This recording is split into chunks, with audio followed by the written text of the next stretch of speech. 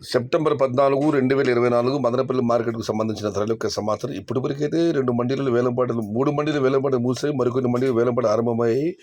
ధరల విషయానికి వస్తే నేటితో పులిసి వాళ్ళ దిగుమతి తగ్గింది. టాప్ ధర కూడా పెరిగింది. నిన్న ఆరంభంలో టాప్ అంట రూ. 900 పెడితే ఈరోజు ఆ ధర 940, 1000 ఒక లాటు 1070 కూడా పడ్డట్టు సమాచారం. మొత్తం మీద చూస్తే నేటితో పులిసి వాళ్ళ మదనపల్లి మార్కెట్లో ధర పెరిగింది.